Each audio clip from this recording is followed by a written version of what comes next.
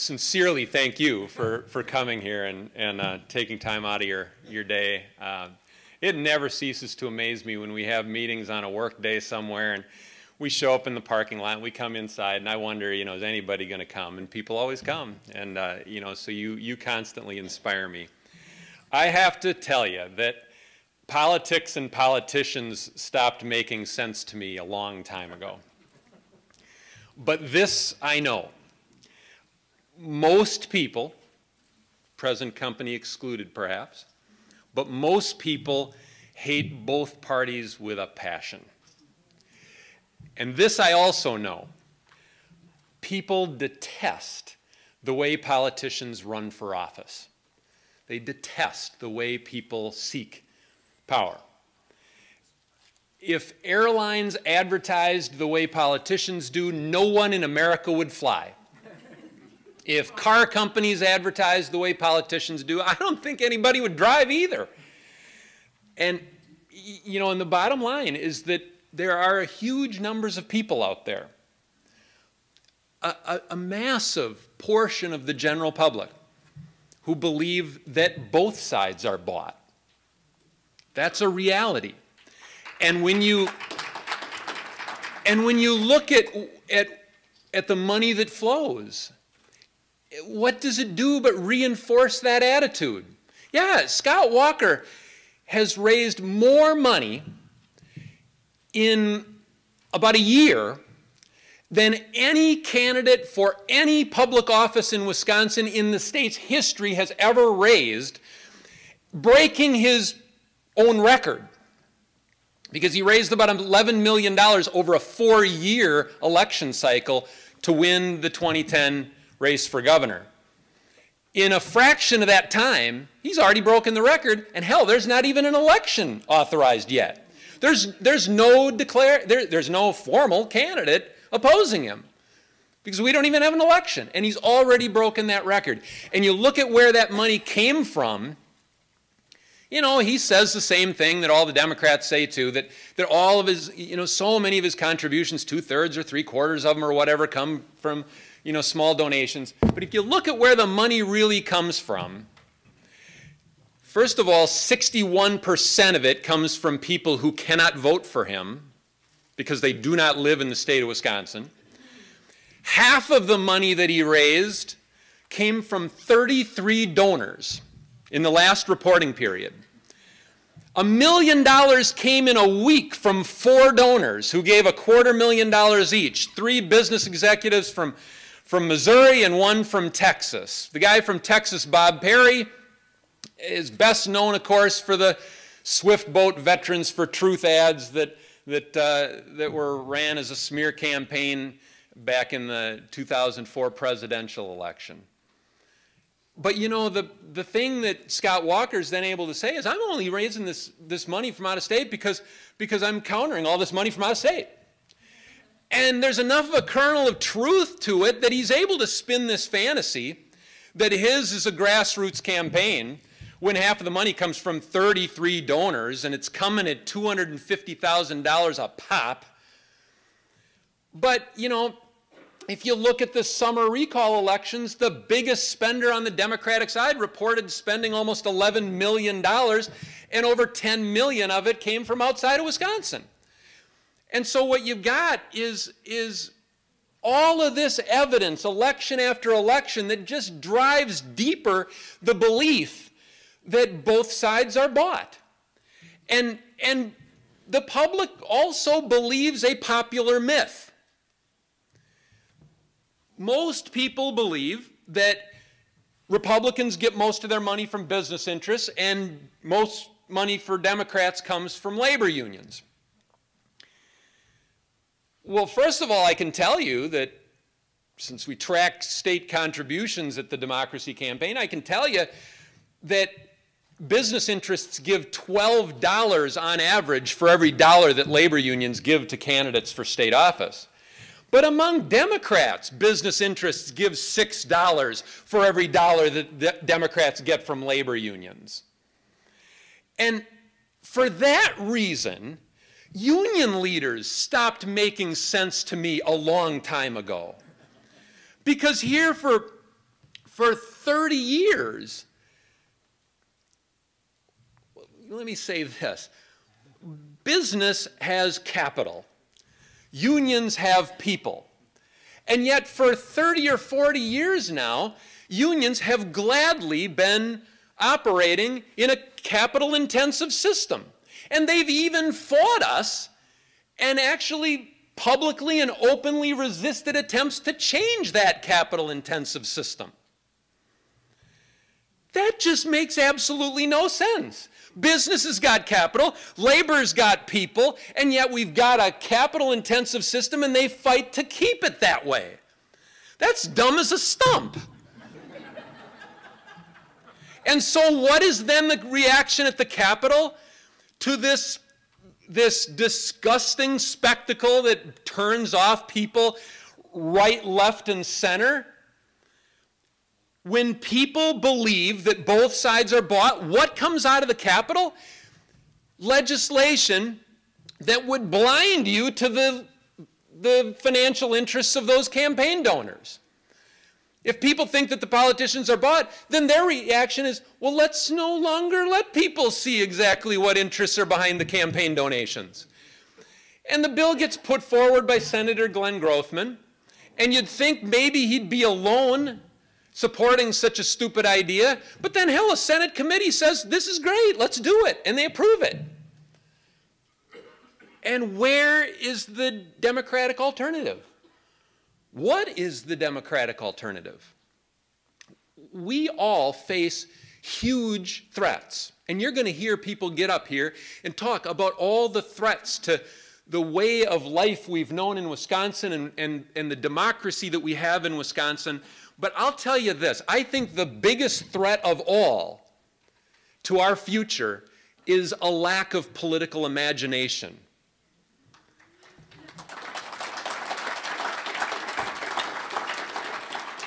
What if someone ran for office Proxmire-style? This is a state, ladies and gentlemen, where we used to send somebody to Washington, D.C. who never once spent $300 on one of his statewide campaigns for office.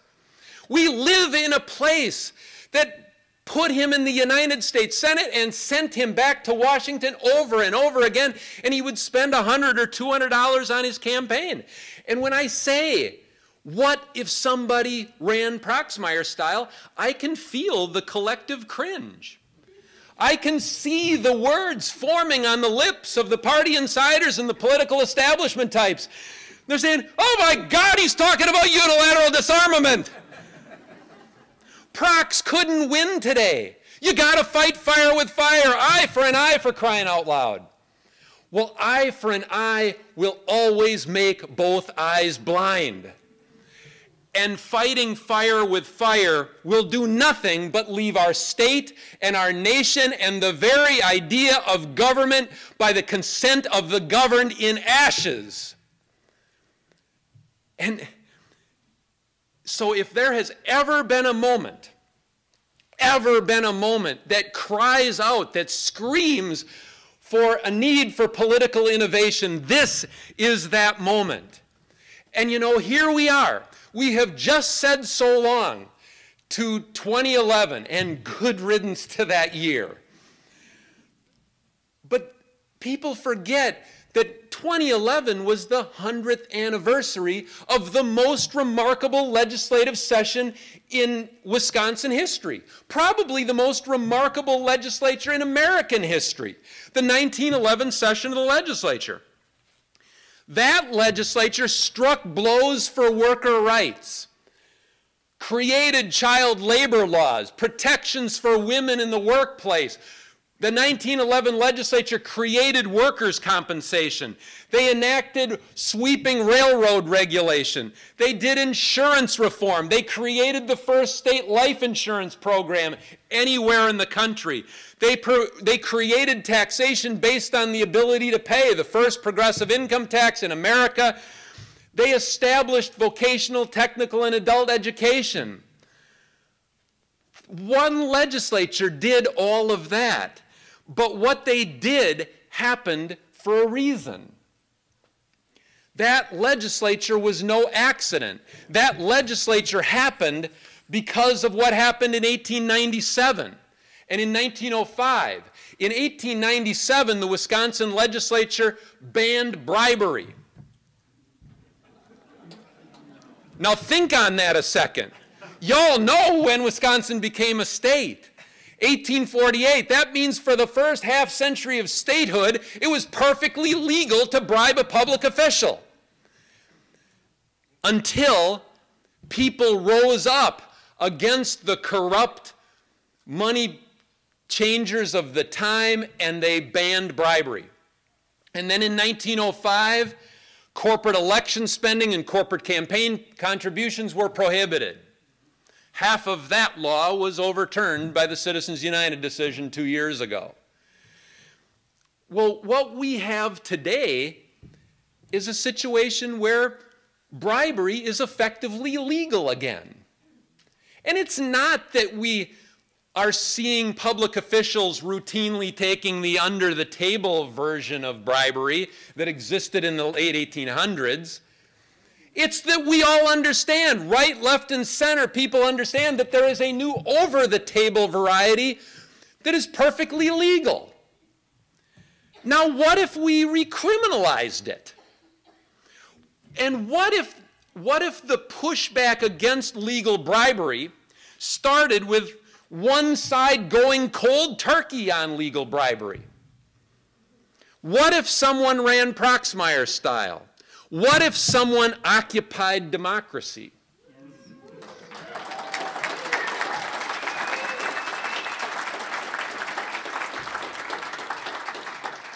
You may say I'm a dreamer, but I am not the only one. People crave this, I'm telling you. Across the political spectrum, people crave this. If this isn't a golden opportunity for political innovation, I don't know what is. Because I'll tell you this, if somebody ran Proxmire-style, they would have something going for them that Prox never had. 30,000 people were out there petitioning. An army of 30,000 people could fan out across the state and be where Prox was. It wouldn't just be Proxmire at Lambeau. It wouldn't just be Proxmire at Camp Randall. It wouldn't just be Proxmire at the plant gate. It wouldn't just be Proxmire at the state fair. He would have an army of 30,000 people at his disposal.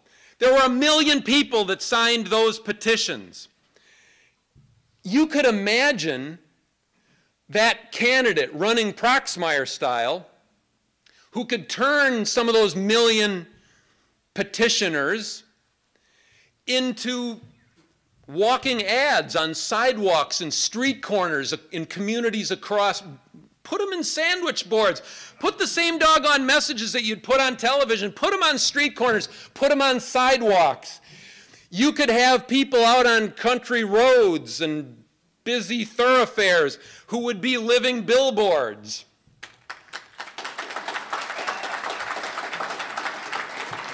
You could put some of these people to work as panhandlers for the politically homeless.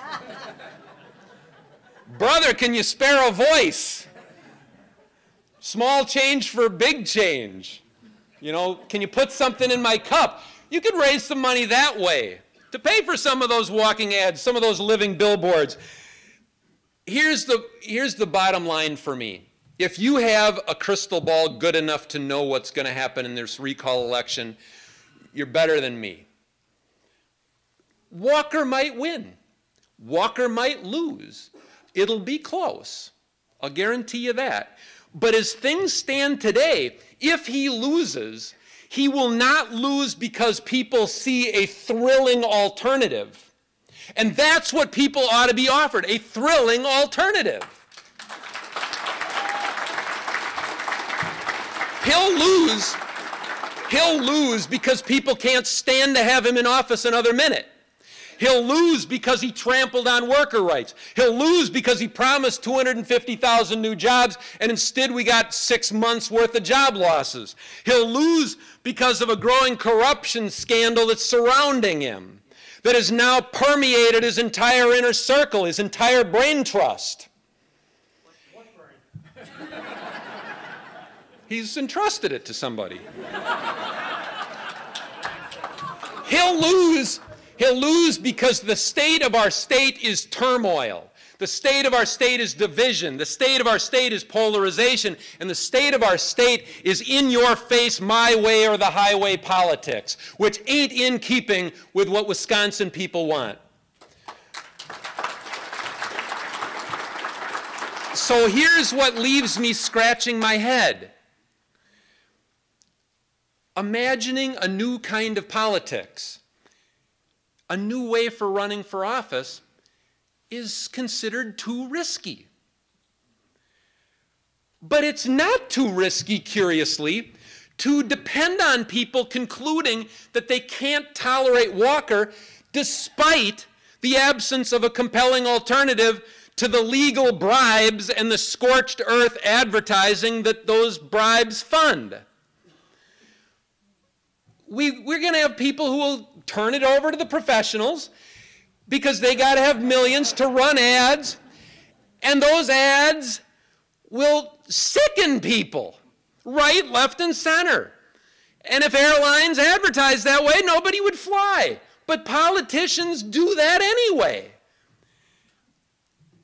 Creating a positive and compelling and plausible alternative to today's politics involves risk. But liberals ended slavery. There was no risk involved in that. Liberals got women the right to vote. There was no resistance to that. Liberals created Social Security and wiped out poverty among the aged. That was risk-free. Liberals took on segregation and they passed the Civil Rights Act and the Voting Rights Act. Every single one of these undertakings involved considerable risk. So we are journeying into a great unknown. We face challenges never before seen in our lifetimes. We face a crisis in our democracy never seen in living memory. We live at a time when most everything that we hold dear is at risk. Talk about your turning points. So do we play it safe? Do we keep doing what we've doing? Or do we take a leap of faith? And the most important question is really a question for the politicians. Do you trust in that army of 30,000 petitioners? Do you trust in those million signers? It is time to take that leap of faith. It's time to discard old habits and imagine a whole new way of doing things. If there is to be hope for the common good, it will require uncommon politics. This I know. There's a lot I don't know. But this I know. The fate of our state and our country rests on our response. And this I also know. If fear of risk paralyzes us, history's judgment will be harsh. Thank you.